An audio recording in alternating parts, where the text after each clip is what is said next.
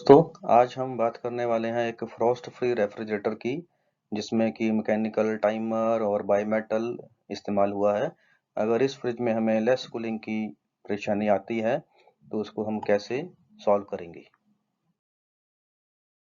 सबसे पहले कस्टमर से फीडबैक लेते हैं, कुछ प्रश्न पूछते हैं, फिर उस प्रश्न के आधार पे हम इलेक्ट्रिकल, इलेक्ट्रॉनिक, मैकेनिकल फॉल्ट ढूंढने की कोशिश करते हैं।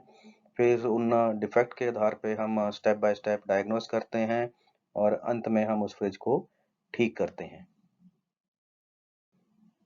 कस्टमर का जो फीडबैक हमें मिलता है या कस्टमर से जो हम प्रश्न पूछते हैं वो हमें ये बताता है कि रेफ्रिजरेटर कंपार्टमेंट में कूलिंग कम होती है, आइस जो है वो हार्ड नहीं होती है, या फिर आइस को बनने में 3-4 दिन का समय लगता है। वेजिटेबल ट्रे के अंदर जो है वो सब्जी खराब हो जाती है, और थर्मोस्टेट को अगर हम मैक्सिमम पे भी कर दें तब भी उसका कोई फायदा नहीं होता है। तो ये कुछ कस्टमर का कहना होता है या फीडबैक होता है जिस समय हम कस्टमर से बात करते हैं। तो यहाँ से हमें कुछ आइडिया मिल जाता है कि हमें क्या चेक करना है। इसके अलावा कुछ अदर थिंग्स हैं जो हमें ध्यान में रखनी है, या आप इनको क्वेश्चन के रूप में भी पूछ सकते हैं। अगर आप नहीं पूछना चाहते तो इनको थोड़ा ध्यान में रखें ताकि हमें थोड़ा हेल्प हो जाता है। सबसे पहले कि कस्टमर का यूसेज पैटर्न क्या है, इसको हमने देखना है। इसमें हम क्या देखेंगे कि डोर ओपनिंग कितना होता है, कितने समय के बाद डोर खुलता है, इसको चेक करेंगे। यहाँ से हमें भी कुछ प्रॉब्लम ढूंढने में आसानी हो जाएगी। उसके बाद कस्टमर से ये बात करेंगे कि ये फ्रिज में प्रॉब्लम कब से आ रही है, कभी कभार आती है या रेगुलर आती है, या कभी ठीक हो जाता है कभी खराब हो जाता है। ऐसा है तो हमें कुछ थोड़ा प्रॉब्लम ढूंढने में आसानी हो जाएगी। तीसरी चीज जो हमने ध्यान में रखनी है कि कोई भी फ्रॉस्ट फ्री फ्रिज हो या सिंगल डोर फ्रिज हो, उसको किसी चलते हुए पंखे के नीचे इंस्टॉल ना किया हो। तो अगर ऐसा है तो फिर एयर ड्राफ्ट के साथ जो अंदर एयर एंटर करती है, फोर्स के साथ जो अंदर एयर एंटर करती है, वो टेम्परेचर को डिस्टर्ब करती है। उसके बाद हम देख सकते हैं कि कस्टमर ने थर्मोस्टेट की सेटिंग क्या रखा है, वो सीजन के मुताबिक है या नहीं है। कई बार नंबर कम होने से भी ये प्रॉब्लम आता है। और इसके अलावा ये भी जानने की कोशिश करेंगे कि कस्टमर ने कोई पहले से रिपेयर करवाया हो, तो उसके आधार पे हम उसका डायग्नोस जो है वो शुरू करेंगे। ये 10 प्रकार के या 12 प्रकार के डिफेक्ट हैं जो इस लेस कूलिंग के लिए फ्रॉस्ट फ्री फ्रिज में अक्सर देखे जाते हैं। इन्हीं 12 में से कोई ना कोई कारण ऐसा होता है जिसकी वजह से हमें कम कूलिंग की दिक्कत जो है देखने को मिलती है। पहला जो है वो ओवरलोडिंग का होता है, जिसकी वजह से एयर डक्ट जो है वो ब्लॉक हो जाती है, एयर सर्कुलेशन ब्लॉक हो जाता है, तो फिर पूरा ठंडा नहीं होता है।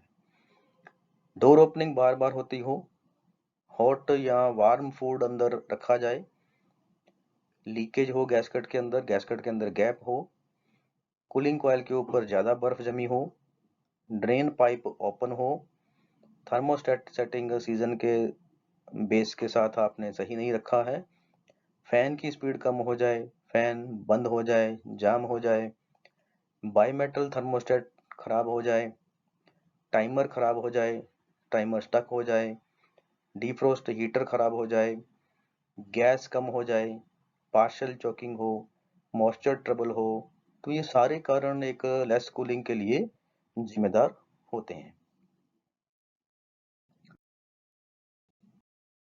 इन डिफेक्ट्स को ढूंढने के लिए या फिर इन डिफेक्ट्स को रिपेयर करने के लिए हमें ये कुछ इक्विपमेंट है जिसको हम गैस चार्जिंग किट बोलते हैं या एक टेस्टिंग किट बोलते हैं। ये सारी चीजें हमारे पास होनी चाहिए। सबसे पहले हम कंफर्म करेंगे कि रेफ्रिजरेटर की जो सेटिंग है मैक्सिमम पे है या मिनिमम पे है या नॉर्मल है। तो अगर वो मिनिमम या नॉर्मल पे है तो उसको बढ़ा देंगे, और उसके बाद 24 आवर तक ऑब्जर्व करना है कि वो टेम्परेचर मेंटेन हो गए, ठीक हो गया तो बहुत अच्छी बात है, नहीं तो हम आगे का स्टेप चेक करेंगे। तो आगे हमें क्या चेक करना है कि लेफ्ट में आपके देखेंगे तो यहाँ पे हर एक जोन का टेम्परेचर चार्ट दिया है। हमने ये एक मल्टीमीटर लेना है, सॉरी ये टेम्परेचर मीटर लेना है, इसको फ्रिज के अंदर प्लेस करना है और 6 मिनट का इंतजार करना है। 6 मिनट के बाद इसके ऊपर रीडिंग जो है वो चेक करेंगे। जिस जोन में आपने रखा है उस जोन के मुताबिक अगर टेम्परेचर मिलता है तो इसका मतलब टेम्परेचर अचीव हो गया, कोई प्रॉब्लम नहीं है, सब ठीक है। उसके बाद आप जो थर्मोस्टेट की सेटिंग को वापस अपनी पहले वाली पोजीशन पे कर सकते हैं अगर कस्टमर चाहे, अगर नहीं तो उसको उसी सेटिंग पे भी एज पर कस्टमर की चॉइस के साथ रख सकते हैं।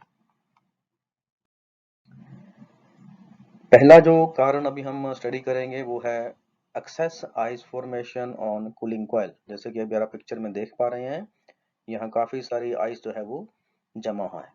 इस आइस जमा होने से हवा का जो सर्कुलेशन है वो बंद हो जाता है, तो इसलिए कूलिंग भी कम हो जाती है। इस आइस फॉर्मेशन के जमने के क्या क्या कारण हो सकते हैं ये यहाँ पे हमने लिस्ट डाउन किए हैं। जैसा बार बार दरवाजा खोलना, ज्यादा मात्रा में लिक्विड रखना, लिक्विड वो जो उसको आप कवर नहीं करते, जैसे दूध रखा है उसको आपने ओपन रखा है, कोई बर्तन रखा है जिसके अंदर पानी है वो ओपन है, फूड ओवरस्टैक यानी कि ज़्यादा लोड किया हो, गैसकट के अंदर गैप हो, एयर वेंट बंद हो जाएं, ड्रेन पाइप ओपन हो, डिफ्रोस्ट हीटर खराब हो, टाइमर खराब हो या बायोमेटल खराब हो। इन 9 कारणों की वजह से हमारे इवेपोरेटर के ऊपर ज़्यादा आइस जो है दिखना चालू होती है। तो इस ज़्यादा आइस की वजह से हमें कूलिंग भी कम मिलती है।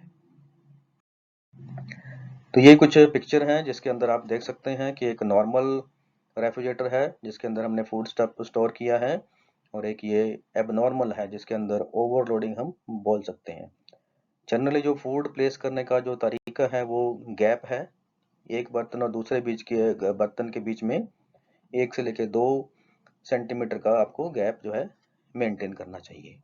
अगर ऐसा नहीं है तब भी हमें कूलिंग कम की शिकायत फ्रिज में आ सकती है। हॉट पदार्थ वैसे तो अगर आप कस्टमर से पूछेंगे डायरेक्टली तो कोई भी ये मानता नहीं है कि उसने गर्म पदार्थ रखे हों, बट इसको पूछने का थोड़ा सा जो अंदाज है वो लग रहता है। हम कस्टमर से ऐसा पूछेंगे कि आप जब सब्जी बनाते हैं या मार्केट से सब्जी लाते हैं तो उसको फ्रिज में रखने से पहले क्या करते हैं, तब वो कस्टमर हमें थोड़ा सा आइडिया देता है कि वो गर्म सब्जियां रखते होंगे कि ठंडी सब्जी रखते होंगे कि क्या करते होंगे।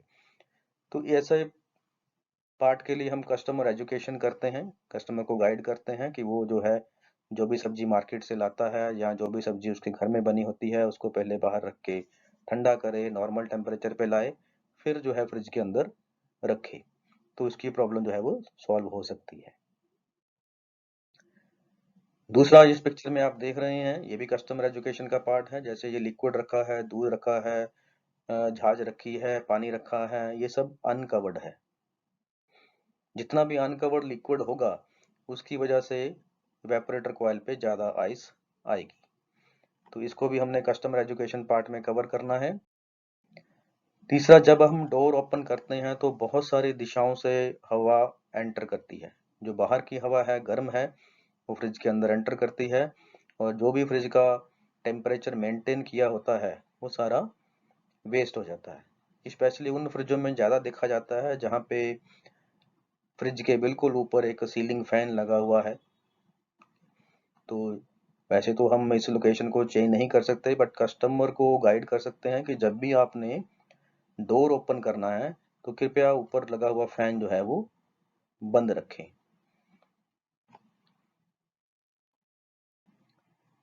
इसके अलावा ये जो ड्रेन पाइप है इसके आप बॉटम पे देखेंगे तो यहाँ पे एक यू बेंड बना हुआ है। कई मॉडलों में ऐसा यू बेंड बन के आता है और कईयों में ऐसा नीचे ये व्हाइट कलर का कैप लगा होता है। ये जो व्हाइट कलर का कैप है ये हवा को अंदर जाने से रोकता है, क्योंकि हमारा जब पंखा चल रहा होता है तो पंखा हवा सक करता है। तो अगर ये कैप नहीं होगा या यहाँ पे यू बेंड नहीं होगा तो यहाँ पे जो एयर है वो इस पाइप के रास्ते इवेपोरेटर तक पहुँचती है, तो वहाँ पे फिर ये लेस कूलिंग और ज़्यादा आइस फॉर्मेशन होने का जिम्मेदार होती है। तो इसलिए जहाँ पे भी आपको ऐसा यू बैंड नहीं मिले या यहाँ कैप लगा हुआ ना हो तो आप उसको लगा के लेस कूलिंग की प्रॉब्लम जो है वो सॉल्व कर सकते हैं। अगला जो फॉल्ट है वो है लीकेज इन डोर गैस्केट। तो वैसे लीकेज जो है वो उसको हम एयर गैप बोलते हैं, कि जहाँ पे भी गैस्केट जो है वो आपकी बॉडी के साथ प्रॉपर सील नहीं हो रहा है तो वहां से एयर जो है वो एंट्री रहती है। उस एयर एंट्री की वजह से फ्रिज के अंदर लेस कूलिंग की शिकायत जो है आ सकती है। ठीक है, तो इसका एक वीडियो भी है, अभी हम वीडियो को प्ले कर देते हैं। गैस्केट जैसे देख रहे हैं आप बाहर निकला हुआ है, तो जहां से भी गैस्केट बाहर निकला होगा वहां से बाहर की हवा एंटर करेगी और फ्रिज में लेस कूलिंग की प्रॉब्लम शुरू होती है। चाहे सिंगल डोर फ्रिज हो, कॉस्टली हो, दोनों फ्रिजों में गैस्केट और बॉडी दोनों आपस में सील रहनी चाहिए। तो ये जो पार्ट है यहाँ पे हम ओमेगा ग्रूव बोलते हैं, जहाँ पे आप गैस्केट को डालते हैं तो होता है पेपर ये खुला हो जाता है, ये अपना शेप है वो चेंज करके खुल जाता है। उसकी वजह से गैस्केट जो है अंदर नहीं रुक पाती, साथ के साथ बाहर आ जाता है।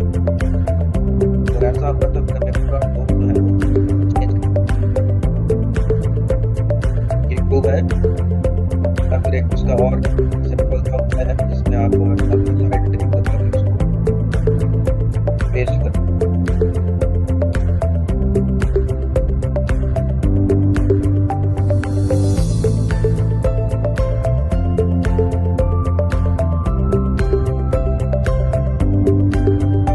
यहाँ पे भी गैस्केट बार बार बाहर निकल रहा हो तो यहाँ से 2-3 जगह पे zigzag मोशन में लगा के गैस्केट को हटा सकते हैं।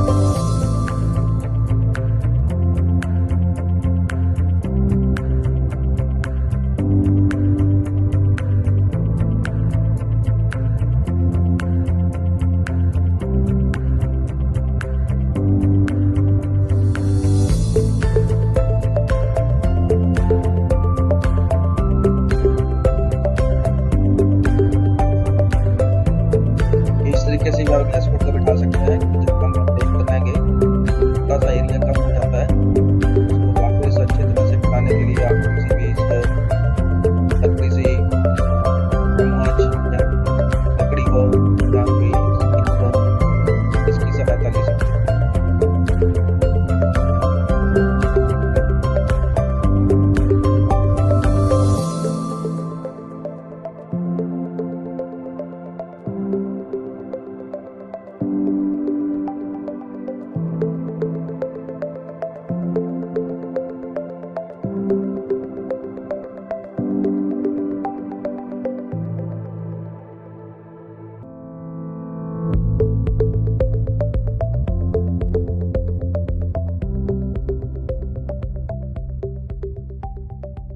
गैस्केट को चेक कर लेते हैं कि गैस्केट हम लोग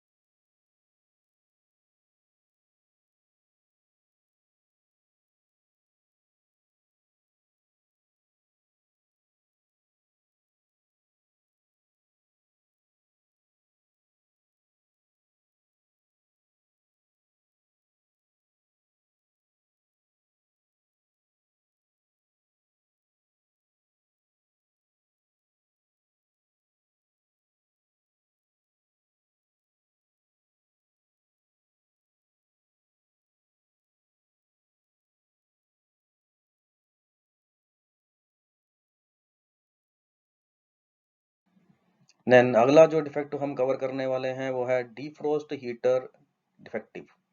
तो जितने भी फ्रॉस्ट फ्री रेफ्रिजरेटर होते हैं उनके कूलिंग कॉइल के नीचे की तरफ हम एक हीटर देते हैं। ये हीटर मेटल का हो सकता है, ये हीटर ग्लास का हो सकता है, अलग अलग प्रकार के हीटर आते हैं। अगर ये हीटर खराब हो जाए तब भी डिफ्रोस्ट साइकिल में हमारी आइस जो है वो मेल्ट नहीं हो पाती है और उसकी वजह से ओवर आइस होता है और उस ओवर आइस होने की वजह से फ्रिज में लेस कूलिंग की शिकायत मिलती है। तो हमें क्या चेक करना है, यहाँ से हीटर का कनेक्टर निकालना है बाहर। 2 वायर जो हीटर की होंगी उन दोनों वायर के अंदर हमने मल्टीमीटर से रेजिस्टेंस वैल्यू चेक करना है। तो अलग अलग मॉडल के हिसाब से 200 से लेके 500 ओम के बीच में हमें रेजिस्टेंस वैल्यू मिलता है। तो कुछ ना कुछ रेजिस्टेंस वहाँ पे मिलना चाहिए। अगर मिलता है तो इसका मतलब हीटर ठीक है। अगर यहाँ पे रेजिस्टेंस वैल्यू 0 हो जाए या OL दिखे तो इसका मतलब हीटर खराब है। तो फॉल्टी हीटर को अगर हम नया डाल दें तो हमारा जो लेस कूलिंग का प्रॉब्लम है वो सॉल्व हो जाता है। अगला डिफेक्ट जो हम कवर करेंगे वो है टाइमर इंटरमिटेंटली गेटिंग स्ट्रक, यानी कि टाइमर अपना काम नहीं कर रहा। जब भी टाइमर अपना काम नहीं करेगा डिफ्रोस्ट साइकिल नहीं आएगा, डिफ्रोस्ट साइकिल नहीं आएगा तो आइस मेल्ट नहीं होगी। तो हमारे जितने भी टाइमर हैं इनके ऊपर 4 थिम्बल होते हैं, उनके ऊपर नंबर भी होता है 1 2 3 एंड 4। जो 1 नंबर होता है यहाँ पे हम न्यूट्रल कनेक्ट करते हैं। जो 4 नंबर है यहाँ से आउटपुट लेके हम कंप्रेसर और फैन मोटर को देते हैं। 3 नंबर जो है ये फेस होता है जो हमारे थर्मोस्टेट से आता है और 2 नंबर जो है ये बाई मेटल थर्मोस्टेट के थ्रू हीटर को जाता है।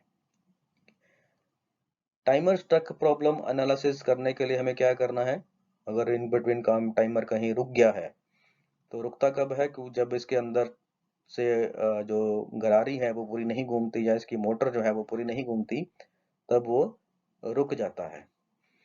तो क्या देखना है, यहाँ पे हमने क्या करना है कि टाइमर की नॉब, यहाँ पे एक नॉब होती है, इसको घुमाना है और डिफ्रोस्ट वाले पॉइंट के नजदीक लेके जाना है तो फिर उसको वहां छोड़ देंगे। तो डिफ्रोस्ट पॉइंट के नजदीक जाके छोड़ने के बाद इसको हम सप्लाई दे देंगे, न्यूट्रल और फेस 1 नंबर और 3 नंबर पे देंगे और थोड़ा समय इंतजार करेंगे। तो अगर वो मोटर चल रही होगी, अंदर का सिस्टम ठीक होगा तो ये अपने आप डिफ्रोस्ट में चला जाएगा और उसके बाद डिफ्रोस्ट से बाहर भी आ जाएगा। तो अगर ऐसा हो रहा है तो इसका मतलब टाइमर स्ट्रक नहीं है, अगर ऐसा नहीं होता है तो इसका मतलब टाइमर स्ट्रक है। तो इसका एक छोटा सा वीडियो भी है कैसे टाइमर को हम चेक कर सकते हैं, वो भी एक बार हम प्ले करते हैं ताकि आपको और थोड़ा सा अच्छी तरह से अंडरस्टैंडिंग हो जाएगा।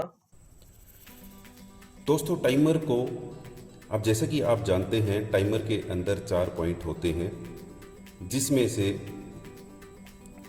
टाइमर से अलग अलग कनेक्शंस निकलते हैं। एक कंप्रेसर के लिए, एक हीटर के लिए और एक फेस होता है और एक न्यूट्रल होता है। अब हमें नहीं पता कि ये टाइमर के पॉइंट्स क्या हैं। मैंने ये मिटा दिए हैं यहाँ से, हमें कुछ भी नहीं दिखाई दे रहा कि 1 नंबर कौन सा है, 4 नंबर कौन सा है, 3 नंबर कौन सा है, 2 नंबर कौन सा है। आपको मार्केट में अलग अलग तरीके के टाइमर मिलेंगे जो 1 2 3 4 हो सकते हैं या 1 4 3 2 हो सकते हैं। अब कौन सा पॉइंट कंप्रेसर के काम में आएगा, कौन सा पॉइंट डिफ्रोस्ट हीटर के काम में आएगा, यह हमने पता करना है। तो आप उसके लिए आपके पास में होना क्या चाहिए, कनेक्शन करने के लिए आपके पास में वायर होनी चाहिए, एक सीरीज का बल्ब आपके पास में होना चाहिए। तो मैंने बल्ब जो यूज किया है रेफ्रिजरेटर का बल्ब यूज किया है और एक टेप होनी चाहिए। कोई वायर अगर खुली हुई है तो उसको टेप कर लें ताकि हमारा हाथ न लगे। टेस्टर आपके पास में होना चाहिए कि आप लाइन पता कर लें। उसके अलावा एक मैंने 2 रुपये का सिक्का लिया है, इसका हम क्या करेंगे मैं आपको बताऊंगा। तो दोस्तों, जैसा मैंने आपको पहले वीडियो में बताया था कि हर टाइमर के अंदर 4 पॉइंट होते हैं।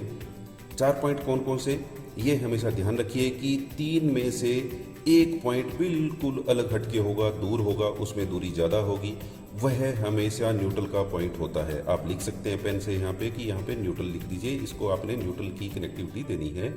उसके बाद में 3 पॉइंट जो आपको मिलेंगे, इन 3 पॉइंट के जो मिडिल पॉइंट होता है वो लाइन का काम करता है, फेस का काम करता है। यहाँ पे आप फेस का कनेक्शन दे दीजिए। अब हमारे पास में 2 पॉइंट बचे हैं, एक ये है और एक ये है। अब हमें नहीं पता कि इसमें से कौन सा कंप्रेसर को जा रहा है और कौन सा डिफ्रोस्ट हीटर को जा रहा है। हम यह चीज़ अब पता करेंगे।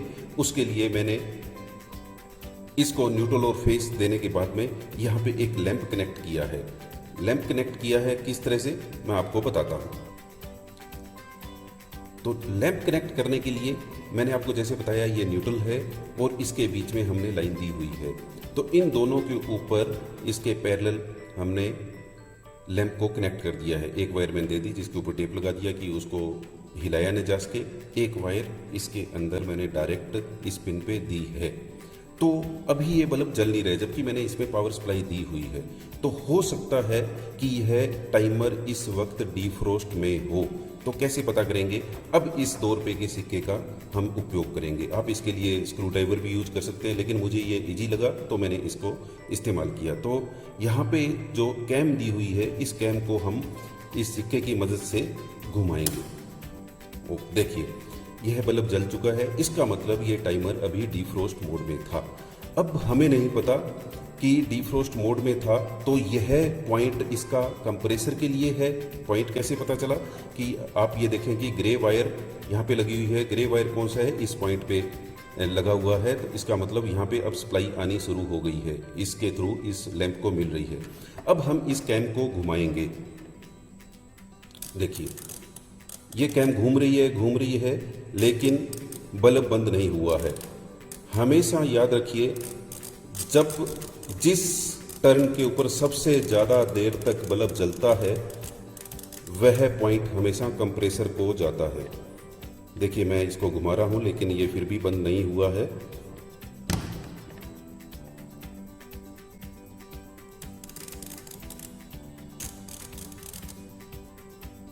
टाइमर का आप जैसे कि जानते हैं कि 8 घंटे या 12 घंटे का रन, लेकिन एक पॉइंट पे आके बिल्कुल लास्ट पॉइंट के ऊपर ये बल्ब बंद हो चुका है। लेकिन सप्लाई जैसा कि इसके अंदर है, आप देख सकते हैं कि टाइमर में वाइब्रेशन हो रही है, तो टाइमर चल रहा है, इसकी मोटर रनिंग में है। इसका मतलब अब इस ग्रे वायर से कनेक्टिविटी हट चुकी है। अभी हमारे पास क्या बचा? हमारे पास बचा है, यह है ऑरेंज वायर। ऑरेंज वायर कौन सा है? बिल्कुल सबसे लास्ट पॉइंट, तो हमें पता नहीं है। तो अभी ये चीज़ एक कन्फर्म हो चुकी है, जो ग्रे वायर है वो कंप्रेसर के लिए है। तो यहाँ पे आप कंप्रेसर लिख सकते हैं, सी लिख सकते हैं, 4 लिख सकते हैं। तो ये चीज़ क्लियर हो गई थी। ये न्यूट्रल है तो यहाँ पे 1 नंबर या न्यूट्रल लिख सकते हैं, यहाँ पे 4 लिख सकते हैं, या कंप्रेसर लिख सकते हैं। तो कंप्रेसर का पॉइंट आपको मिल चुका है। तो ये एक सेल्फ अंडरस्टूड है कि लास्ट का पॉइंट अब जो बचा है वो हमारा डिफ्रोस्ट को जाएगा। फिर भी हम चेक कर लेते हैं, कैसे? देखिए, अब मैंने ब्राउन वायर को यहाँ से हटा दिया है और जोड़ दिया है ऑरेंज वायर। ऑरेंज वायर कौन सा है? बिल्कुल लास्ट पॉइंट से जो निकल रहा है। तो अभी इसका मतलब है कि हीटर को सप्लाई जारी है। अभी वापस हम इसको मूव करेंगे। मूव कैसे करेंगे? बिल्कुल अगर थोड़ा सा हिलाएंगे, जैसे कि आपने पहले के वीडियो में देखा है, थोड़ा सा अगर आप इस कैम को हिला देंगे तो यह निकल जाना चाहिए बाहर, बल्ब बंद हो जाना चाहिए। ये देखिए, बल्ब बंद हो चुका है। अब अगर ये वापस ग्रे वायर हम इस बल्ब को देंगे तो ये बल्ब जलना शुरू हो जाएगा, मतलब कंप्रेसर स्टार्ट हो जाएगा। तो बड़ा आसान है दोस्तों टाइमर का पता करना कि कौन सा कनेक्शन कहाँ जाएगा। जैसा कि मैं आपको बता चुका हूँ, अब हम पेन से लिख भी सकते हैं यहाँ पे कि यह वायर हमेशा न्यूट्रल का काम करती है, तो इसको आप 1 नंबर लिख सकते हैं। यह वायर हमेशा कंप्रेसर का काम कर सकती है, तो इसको 4 नंबर आप लिखेंगे। यह वायर हमेशा लाइन का काम करती है, तो इसको आप 3 नंबर लिखेंगे। और यह वायर हीटर का काम करती है, इसको हीटर पे आपने देना है। आप यहाँ H लिख सकते हैं या 2 नंबर लिख सकते हैं। तो बड़ा आसान है दोस्तों, आप पता कर सकते हैं कि कौन सा टाइमर कहाँ पे यूज करना है और उसके कनेक्शंस हमने कैसे करने हैं, उसकी वायर्स और पिन्स क्या क्या काम में आती है। धन्यवाद। तो इस प्रकार से हम बड़ी आसानी से जो है टाइमर पूरा टेस्ट कर सकते हैं। अगला जो फॉल्ट हम डिस्कस करेंगे वो है बाईमेटल थर्मोस्टेट डिफेक्टिव। बाईमेटल का जो काम है वो है हीटर को ऑन करना, हीटर को ऑफ करना। तो जो बाईमेटल होता है ये -5 डिग्री पे ऑन होता है, यानी इसके कांटेक्ट पॉइंट जो है 5 डिग्री पे ऑन होते हैं और 10 डिग्री पे जाके ये ऑफ हो जाते हैं। बाईमेटल डिफेक्टिव विल कॉज, अगर बाईमेटल डिफेक्टिव होगा तो क्या होगा, हीटर को सप्लाई नहीं जाएगी, हीटर ऑन नहीं होगा और कूलिंग कॉइल के ऊपर ज्यादा आइस फॉर्मेशन होने से फ्रिज में कूलिंग जो है वो कम हो जाएगी। तो बाईमेटल की जो टेस्टिंग है वो एक कोल्ड टेम्परेचर और एक हाई टेम्परेचर पे जाके हम कर सकते हैं। इसे एक वीडियो में भी अभी दिखाया जाएगा कि कैसे इसको आप टेस्ट कर सकते हैं। दोस्तों अब हम बाईमेटल की आइस के अंदर टेस्टिंग करेंगे। जैसा कि आपको बताया गया था कि बाईमेटल में कंटिन्यूटी नॉर्मल टेम्परेचर के ऊपर नहीं मिलती है और -4 डिग्री सेंटीग्रेड तक, 1 से लेके -4 डिग्री सेंटीग्रेड तक कभी भी कंटिन्यूटी इसमें मिल सकती है।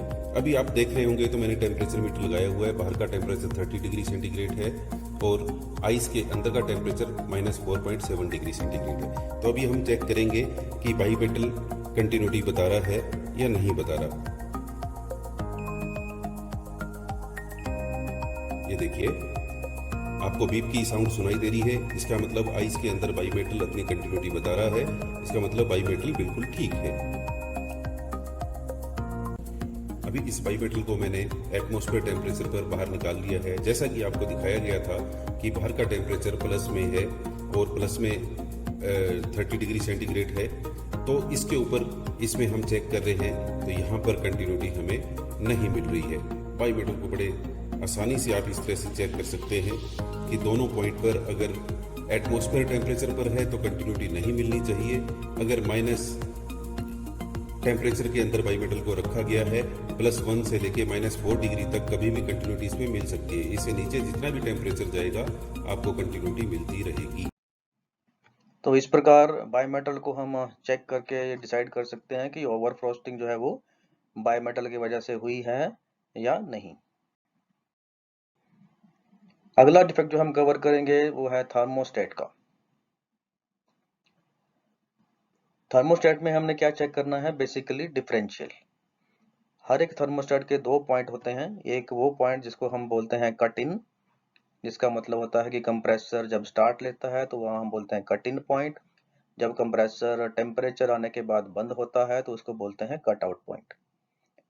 अब हमने टेम्परेचर मीटर को इस रेफ्रिजरेटर के अंदर प्लेस करना है और उसके बाद टेम्परेचर नोट करना है। कट इन और कट आउट दोनों नोट करने हैं और जितना भी कट इन होगा, जितना भी कट आउट होगा, दोनों के बीच का जो फासला होगा, अगर सपोज एक रेफ्रिजरेटर 5 डिग्री पे आके कट इन होता है यानी कि चालू होता है और 3 डिग्री पे आके कट आउट हो जाता है, बंद हो जाता है, तो दोनों के बीच में डिफरेंस कितना रहा, 2 डिग्री का। तो किसी भी फ्रॉस्ट फ्री रेफ्रिजरेटर में ये जो कट इन और कट आउट के बीच का जो डिफरेंस है वो 2 से लेके 2.5 डिग्री तक का रहना चाहिए। अगर ये डिफरेंस ज्यादा बड़ा हो जाए, जैसे 2 की जगह 5 का हो गया है ना, 6 का हो गया, तो फ्रिज में कूलिंग कम हो जाती है। तो इसलिए जब भी कम कूलिंग वाला फ्रिज आपको दिखाई दे, जहाँ पे आप में बाईमेटल भी ठीक लग रहा है, आपको टाइमर भी ठीक लग रहा है, आपको गैस में भी कोई प्रॉब्लम नहीं लगती है, तब हम इसको चेक करेंगे। अगला जो डिफेक्ट जो कवर करेंगे वो है फैन स्पीड स्लो हो जाना या फैन का जैम हो जाना। तो कई बार जैसे आपको पिक्चर में देख रहे हैं, ये आसपास आइस फॉर्मेशन होता है, उसकी वजह से फैन जो है वो आइस में अटक जाता है और फैन बंद हो जाता है, उसकी वजह से भी कूलिंग कम हो जाती है। या कई बार फैन की स्पीड कम हो जाए, उसकी वजह से हवा का सर्कुलेशन कम हो जाएगा, तब भी कूलिंग कम हो जाती है। तो सबसे पहले हमने ये देखना है कि फैन मोटर चलती है या नहीं चलती है। अगर चल नहीं रही है तो फैन मोटर को रिप्लेस कर देंगे और अगर चल रही है तो फिर इसकी स्पीड चेक करेंगे। तो अगर स्पीड कम है तब हम इस फैन मोटर को चेंज करेंगे, तो ये प्रॉब्लम जो है वो सॉल्व हो जाएगी। तो कम स्पीड कैसे चेक करना है, ये कैसे मालूम पड़ेगा कि स्पीड कम है? जनरली हम हवा से आइडिया लगाते हैं। जितनी हवा वो बाहर फेंक रहा होता है, जितना वो स्पीड से घूम रहा होता है, उसी से हमें आइडिया मिलता है कि इसका जो फैन थ्रो है, एयर थ्रो है, वो प्रॉपर है या नहीं है। अगला इफेक्ट जो हम कवर करेंगे, जो इसको हम लेस कूलिंग की वजह से गैस बोल सकते हैं, यानी shortage of gas, less gas, partial choking, oil trouble in the seal system. तो ऐसे जो सिस्टम होते हैं उसमें हमें पहले विजुअल चेक करते हैं।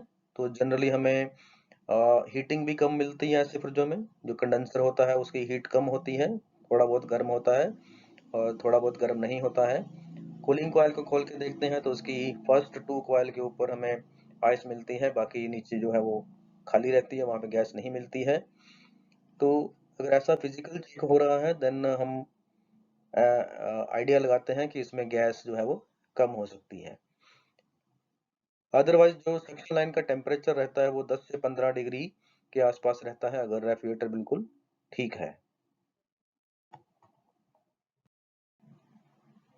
Than less cooling, oil trouble, partial choking, इनके कुछ वीडियोस हैं जो हम वन बाय वन प्ले करेंगे।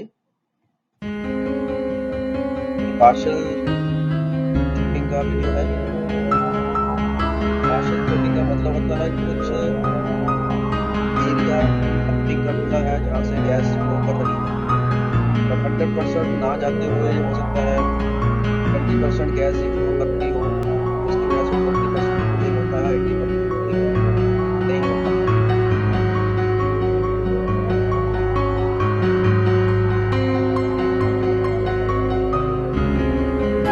नेक्स्ट जो है वो ऑयल ट्रबल है, जिसको हम ओवरहीटिंग भी बोलते हैं।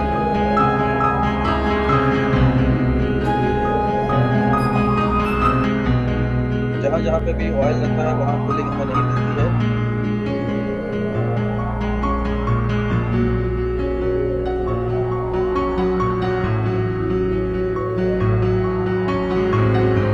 नेक्स्ट जो है वो अंडर चार्ज सील सिस्टम, इन सिस्टम को इस तरह के सिस्टम में भी कूलिंग कम मिलती है जब आप इस समय गैस रिचार्ज करते हैं।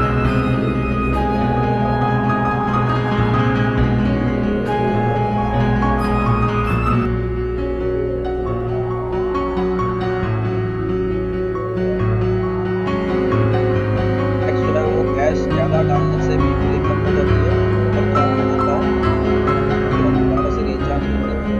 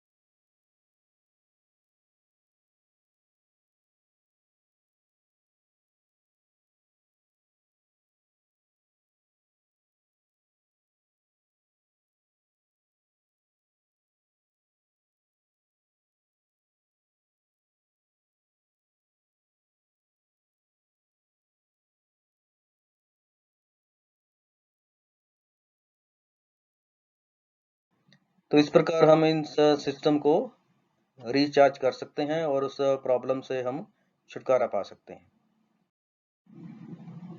देन कंप्रेसर का पंपिंग कम हो जाए तब भी हमें लेस कूलिंग की प्रॉब्लम जो है वो मिलती है।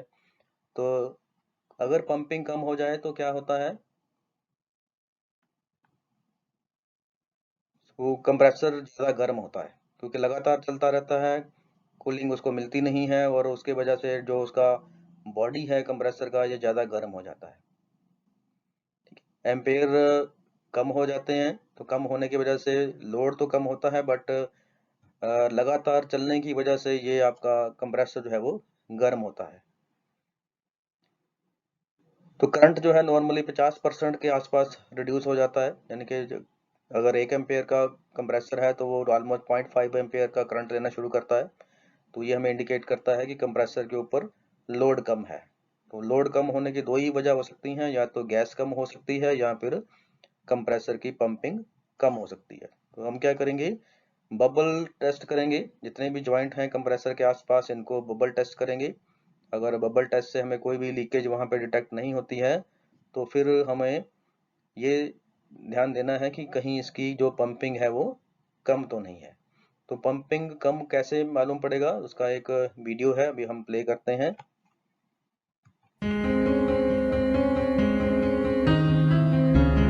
कम पंपिंग वाले रेफ्रिजरेटर में कंडेंसर है, ये भी कम गर्म होगा, से कम गर्म होगा, प्रेशर जो है वो बढ़ जाता है, ज़्यादा हाई प्रेशर दिखाता है। ये जब ये नॉन कर रहा है 10 से 15 के बीच में नॉर्मल मारता है, और ये तकरीबन 25 से 30 के बीच में चला जाता है। फ्रीजर के अंदर कूलिंग कम हो जाती है, कंडेंसर पूरा गर्म हो जाता है।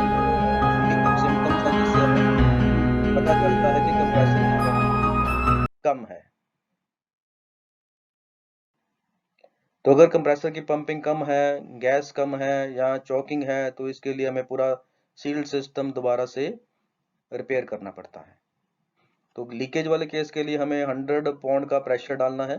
100 पाउंड का प्रेशर नाइट्रोजन का डालने के बाद लीकेज टेस्ट करनी है। लीकेज टेस्ट करने के बाद फिर से वैक्यूम करना है और बाय वेट जो है वो गैस को चार्ज करना है। थैंक यू दोस्तों।